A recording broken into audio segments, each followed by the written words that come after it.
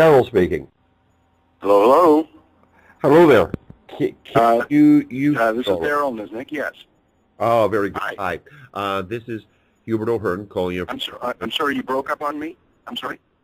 Oh, great. How are you? How are you? Yeah. Okay. Are you there? I am. Oh, very good. Okay, here we are. Yeah, and my Skype recorder is actually working for once, so I don't have to scramble for a pen and paper. Dear. Okay. So I understand that it's pouring rain in LA today. It's pouring, all right. I'm looking out my window, and there's a heavy gray cover, but you know what? Somehow it's feeling like it should be this way for Christmas. Well, true enough. You have to have some water falling from the sky. That's what I think. I agree. Let's see. This interview will be on Audible Authors shortly. They'll have that up in time for Christmas. We'll talk about Mary's son in a bit, but I just want to give the readers and listeners a bit of background. You were a practicing lawyer for how long? I actually practiced law for, let me get my bearings here, 20 years. And then after that 20 years, I went in-house and became president of a real estate development company in the Los Angeles County area. And then you decided to turn to writing. I did, actually, and my reason, short and simple, it may sound trite, but I have to say it. I felt I could contribute more, if that's possible, to the human condition by perhaps writing things that had some upbeat message to them, and good stories that people want to enjoy reading, basically. Had this been in your mind for years, decades, as something that you might like to get to at some point? You mean this story or writing in general? Writing in general. I have, since my youth, loved writing, and as you might suspect, as a lawyer, one of the key elements of the law business is being able to write.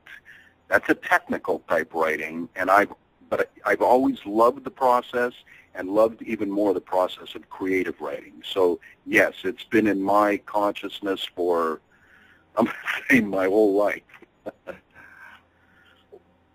I've always found that people who do major life changes, a change in career, that there's a moment, an incident that tells you that now's the time.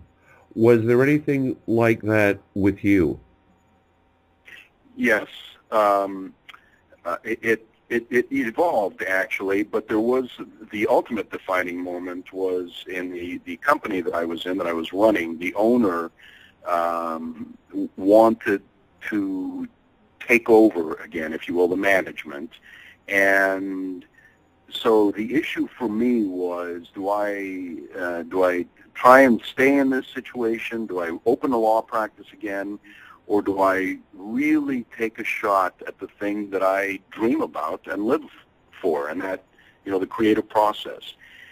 It was almost, and again, this may sound trite, but it was almost like the thing I'd been praying for, and the message I ultimately received was, now's your time, dude, go do it. Nice. I had a feeling that it was something like that something that may seem like calamity or a bad thing at first was really an opportunity for you. You hit it. You hit it right on the head. Sometimes God just has to give us a push in the direction we've always wanted to go to anyway. And you know, there's so much truth in that. And people will say, "Oh, give me a break. You didn't get a push from God." But the reality is, honestly, it's something that I had over my life prayed for while we were raising the kids, my wife and I. I'd always kind of prayed for the opportunity to write, and events kind of led to that moment when I finally said, "It's time." So I'm totally with you on that. Cool. Mary's Son is a Christmas story. Tell me what Christmas was like for you growing up. What are your favorite memories of it? I would say, you know, it's pretty much the standard fare. It was always a time when we'd get together with close friends and family. You'd have the dinner celebrations. You'd have the, you know, the lights. And I loved always the lights and the music. It was always, as it is for many of us, it was such a joyful time. And I know people suffer and have hard times through that. I also saw it growing up as a time maybe to help others in need. You know, it was just, I always saw it as a time to step away from the regular world and just joy in this wonderful season. Yeah, and I've always found that one of the wonderful things about it, you know, that it is a time of year that really exposes people's emotions, both positive and sadly sometimes negatively, because we really refocused on our memories at Christmas time. Yes. And that is the absolute truth. I was born in Canada. Were you now? And yes, I was. I was born in Winnipeg, in Manitoba, and my dad, he was told by a friend back then that the streets of California are paved with gold. Go out and make your fortune there. So he packed up the family and moved us all away from his family and my mom's family, and we became the California frontier people, if you will. It's great. Great move. Do you ever get back to Canada at all? Oh, yes. And in fact, I was just up in Toronto earlier this year for the wedding of the daughter of one of my cousins. And I still have family up there. In fact, my grandmother, we visited her for a number of years. She died a few years ago at the wonderful age of 94, and she died with a smile on her face. Mm-hmm. And we visited, my wife and I visited her every year for probably the last 6-7 years of her life. It was great. Just great. Oh, wonderful. Yeah, you know, you must kind of miss the snow there at this time of year. You know, the interesting thing, and you've probably heard this from many Californians, we have the snow available to us up in the mountains. And as the last time I was in Winnipeg during the snow, it was over a New Year's time frame. And I loved getting up and seeing the hoarfrost on the branches of the trees. And then the way the sun kind of blasted through the hoarfrost, creating these prisms of light and color. But other than that, I will tell you, I'm happy not to live in the snow. You were darn glad to take the park off when you got in the plane, right? That's right. Now, Mary's Son came from a story you told to your daughter at basically a pajama party, I gather.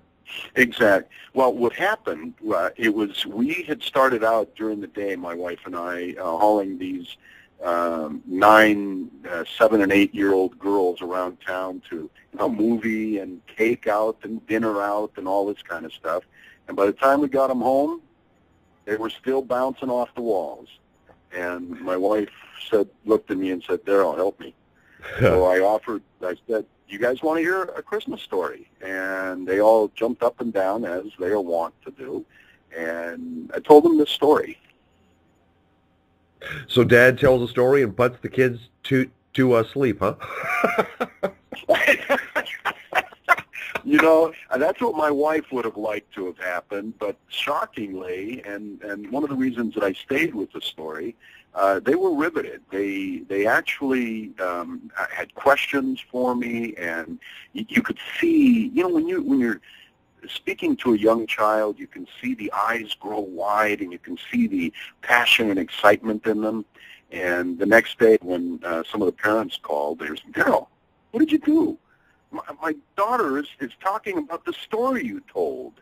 It's wonderful, wonderful. Did you make it up on the fly? I did not. I had been dabbling with the story for a couple of years. I played around with a screenplay, and I noticed you wrote a stage play about Christmas at one time. But I was playing around with this as a screenplay, and I never got it to where I wanted, and possibly because I never really had any feedback from anyone. So when I was sitting there, I took elements of the screenplay and other thoughts and just kind of geared it to what I was getting from these young kids in response. The story runs close, and you do reference it to Miracle on 34th Street, in that Nicholas appears and so forth, and people go through the moment of doubt and then do believe in him. Is that your favorite Christmas movie? No, it is one of them. There's no question about it. I would say my favorite is It's a Wonderful Life. I see that every year and love it. Yeah. But, it's interesting, and I appreciate your mentioning this, because one of the things that played in my head was I want to tell a modern-day story. I want to take elements of past stories so people will see that, but I want to bring in something that none of them have, and that was Christ in Christmas. That was my main motivation, to do a mainstream story that reminded people what Christmas is really about. Excellent. Yeah.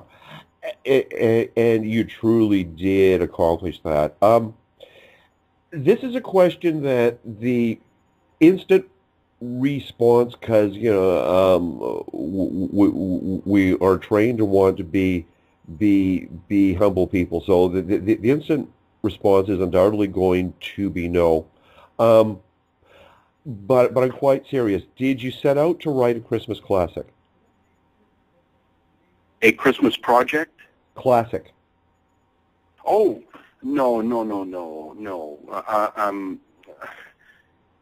A difficult one to answer, but clearly I did not. My motivation was much simpler than that. I wanted to write a story that my kids, when they got older, would be able to read again in their home with their middle grade and high school students. You and I both know that when kids get into that middle grade to high school and into college time frame, they drift away from faith mostly.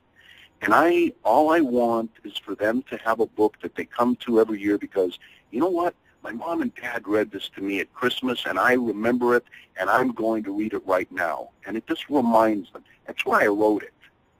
If it becomes a classic, that's a dream beyond my comprehension. But I did it for the memory. Beautiful. By the way, I really think, and classics, of course, take decades to become classics, but I truly think Mary's Son is going to fit nicely on that shelf. I mean, I know that I'm going to treasure it. I'm waiting for the grandson, to get a year or two older, because I'll start reading it to him too. You gave Thank you so much for that. Oh, and quite sincere. You gave a wonderful gift to the students in LA. I was wondering if you'd care to tell us about that. Sure. It has its I guess seed from the year before. There was a group of students in Hawaii that had gotten a copy of the book. It was middle grade students, 6th, 7th, and 8th graders, and I was. They each sent me cards, letters, crafts, things like that, expressing what the story meant to them. And I have to tell you, I was in tears reading these things. The emotion and the hope and the faith and the thought that I don't want gifts, I want to give gifts, that came from these young people. It made me say, I got to get this to as many young people as I can right now. I don't want to wait another year until it catches on, if it ever catches on, in the bookstores. And I just made the decision to do it this year. And some people think it's crazy, but I felt I needed to get it out to them. Nice. And how many copies was it that you distributed? It was around 5,000, and what I tried to do is give it to each 7th grade Catholic religious education student in the LA Archdiocese. And I think I got it to most of them. You know, I was trying to deal with the heads of the various pastoral districts, and, you know, you've got your bureaucracies, but I think I got it to most of them. And I was raised Catholic too, so I understand church bureaucracy. Yes, you do.